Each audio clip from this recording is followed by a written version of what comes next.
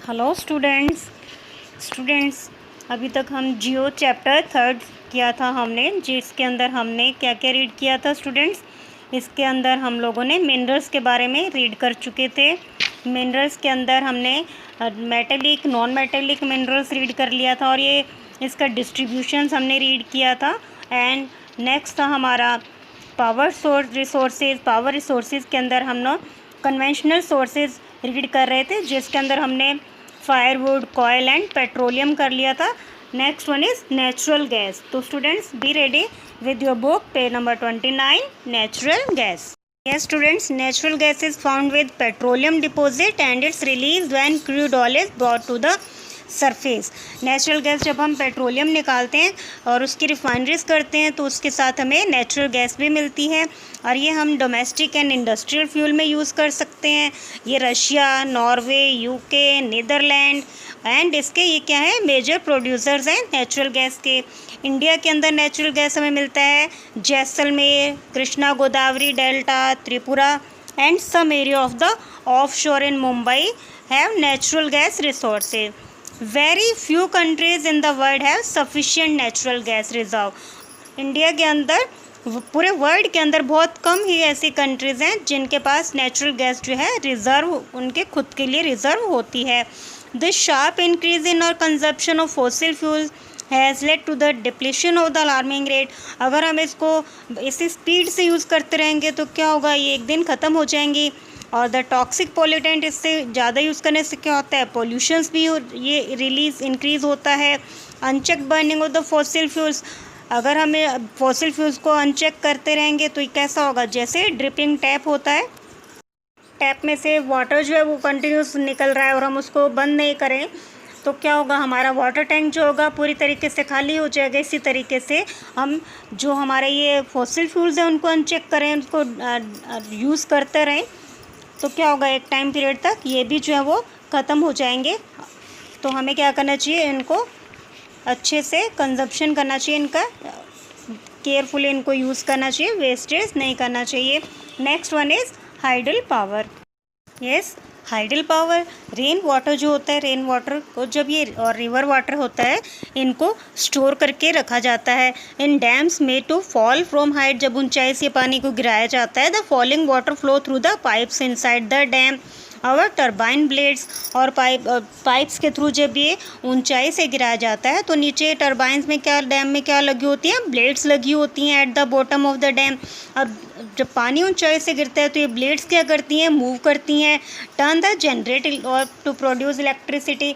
इस तरीके से फिर वो इलेक्ट्रिसिटी प्रोड्यूस हो जाती है। This is called hydro electricity.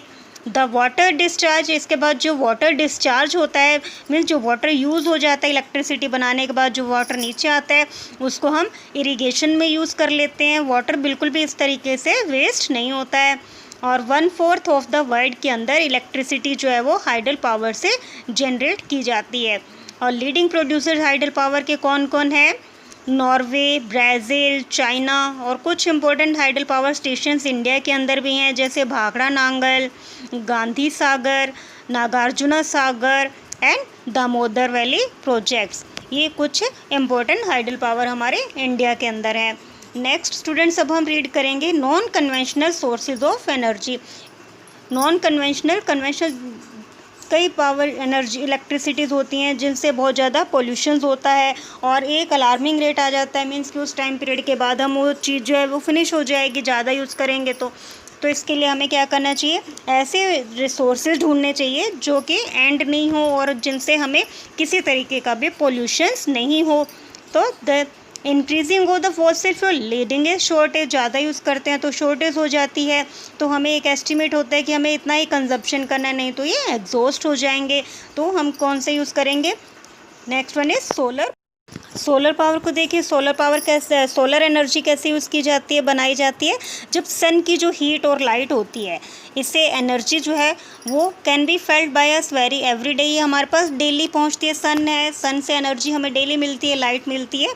तो सोलर एनर्जी जो होती है, इससे सन की एनर्जी को हम ट्रैप कर लेते हैं सोलर सेल्स के अंदर और उससे फिर इलेक्ट्रिसिटी प्रोड्यूस होती है। मैनी ऑफ दीज सेल्स, बहुत सारे सेल्स को एक साथ ज्वाइन कर दिया जाता है जिससे कि एक सोलर पैनल बन जाता है और ये जो है वो इससे जनरेटर हो जाता है और हीटिंग, जो सन की हीट एंड लाइट पड़ती रहती है उससे इलेक्ट्रिसिटी बन जाती है।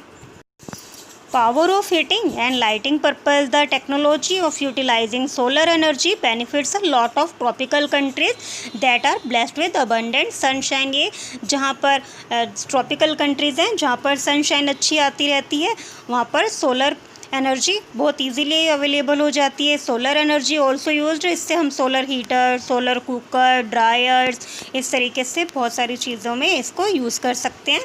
Next one is wind energy.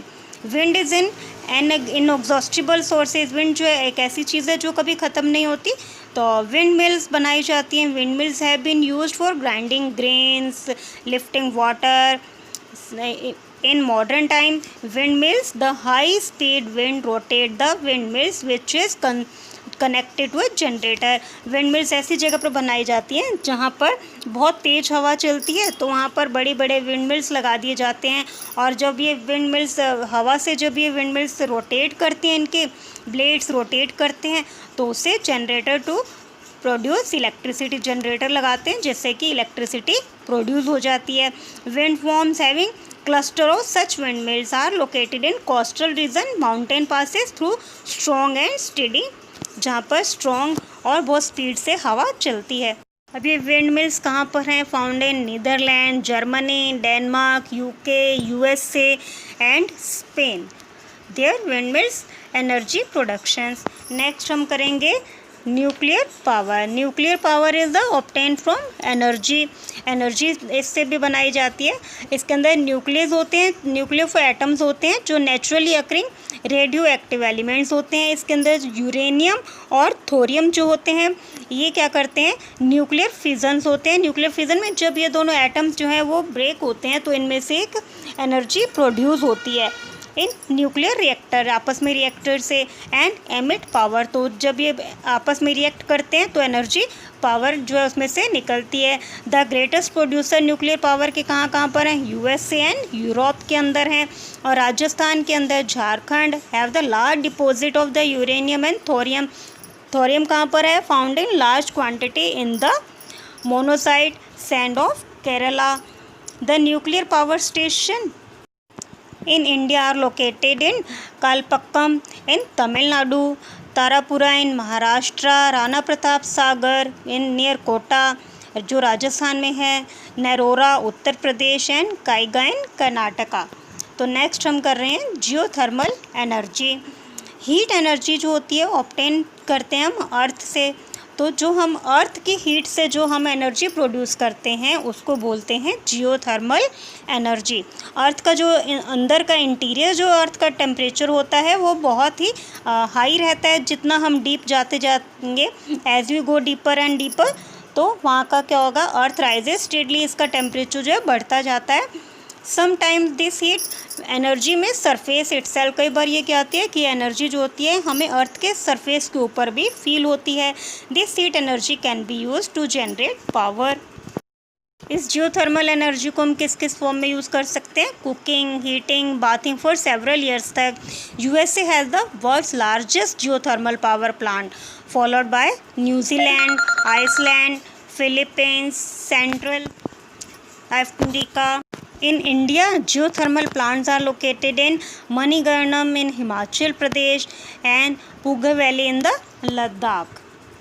नीचे पिक्चर्स में भी आपको जियोथर्मल एनर्जी प्रोड्यूस होते हुए दिखाई गई है। किस तरीके से अर्थ सरफेस के अंदर पाइप्स लगाई गई हैं, वहाँ से एनर्जी जो हीट है वो निकाली जा रही है टरबाइंस के थ्रू, फिर ये जनरेटर से जो है आगे पूरी की पूरी हमारी गैसेस फॉर्म में एनर्जी प्रोड्यूस की जा रही है। नेक्स्ट वन है टाइडल एनर्जी। टाइडल एनर्जी क्या होती है स्टूडेंट्स? जब ये सी के अंदर जब बड़े बड़े ये टाइड्स आते हैं तब उनसे जो एनर्जी प्रोड्यूस की जाती है उसको बोलते हैं टाइडल एनर्जी। टाइडल एनर्जी जो होती है ये harness by the building dams, बड़े बड़े जो बिल्डिंग्स के डैम्स होते हैं at narrow opening of the sea के नियर अबाउट में, सी ओपनिंग पर बड़े बड़े इस तरीके के जो पिक्चर्स में ऐसे डैम्स बना दिए जाते हैं। और जब ये हाई टाइड्स आते हैं, जो ऊंचाई से ऊपर उठ कर के जब ये नीचे की तरफ आते हैं, तो वहाँ पर ये देखिए पिक्चर में टरबाइंस लगे होते हैं। तो ये टरबाइन जो है वो रोटेट होते हैं, रोटेट होने से वो जनरेटर चलते हैं और इससे हमारी इलेक्ट्रिसिटी जो है वो प्रोड्यूस होती है। This one is tidal energy. During high tides, energy of the tide is used to turn the turbine और installed in the dam to produce electricity. ये कहाँ पर है? Russia, France and gulf of the Kutch in the India have huge tidal mill farms. Next is biogas. Organic waste such as dead plant and animal material, animal dung and kitchen waste can be converted into gaseous fuel called biogas. जितना भी हमारा organic waste होता है, organic waste में जो हमारा kitchen का wastage हो गया, किचन पील्स हो गए, इस तरीके की जो भी चीज़ें होती हैं, एग शेल्स हैं या प्लांट्स हैं, एनिमल्स की जो डंग है, ये सारा क्या होता है? ऑर्गेनिक वेस्ट होता है। इनको हम गैशियस फ्यूल के अंदर कन्वर्ट करते हैं, उसको बोलते हैं बायोगैस। देखिए पिक्चर के अंदर आपको बायोगैस टैंक भी दिखाया गया है, जहाँ स्लरी दिखाया गया, वहाँ से हम ये ऑर्गेनिक वेस्टेज वगैरह जो वहाँ डाली जाती है और फिर इसको क्या करते हैं, जो ऑर्गेनिक वेस्ट होता है ये डिकम्पोज किया जाता है, बैक्टीरियाज होते हैं, बैक्टीरियाज के कारण ये बायोगैस के अंदर कन्वर्ट हो जाता है। And which is essential mixture of the, इस बायोगैस में क्या क्या चीज़ें, किस किस का मिक्सचर होता है? Methane gas and carbon dioxide का।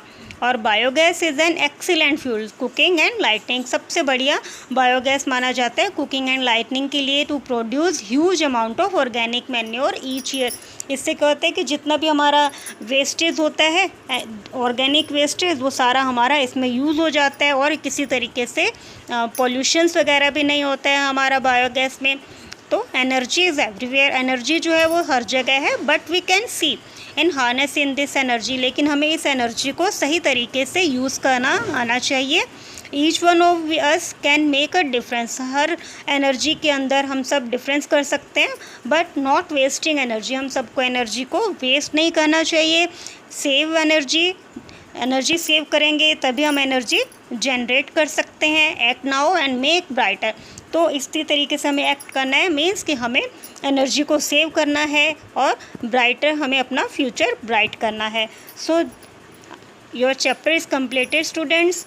आई होप आपको इंटरेस्ट आए इस चैप्टर में। This much today's topic. Enjoy your day, stay safe, stay home. Thank you.